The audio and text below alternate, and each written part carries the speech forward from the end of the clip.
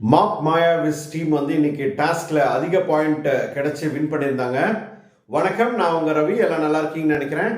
Big Boss season 9 டே 44 டியூஸ்டேனால இன்னைக்கு சரியான ஒரு போர் அப்படின்னு சொல்லலாங்க. இந்த வீக்கை ஓட்டுறதுக்கான ஒரு டாஸ்க் அப்படின்னு சொல்லலாம். வீட்டுக்குள்ளேயே ஒரு டாய்லெட்டு, சாம்பார் டீம், அதுக்கப்புறமா மாப்பு டீம்னு சொல்லி பயங்கரமான ஒரு போருங்க. 3 டீமா பிரிச்சுட்டு அவங்களுக்குள்ளேயே வீட்டுக்குள்ளேயே வந்து கிளீன் பண்றது, சாப்பிடுறது, அதுக்கப்புறம் டாய்லெட் போகும்போது பின்னாடி போய் அவங்களுக்கு என்டர்டைன்மெண்ட் பண்றது அப்படின்னு சொல்லிட்டு சொல்றதுக்கே முடியல. இந்த மாதிரியான ஒரு டாஸ்கை நான் எந்த சீசன்லயுமே பார்க்கல. இன்னைக்கு வந்து முழுக்க முழுக்க சரியான போருங்க.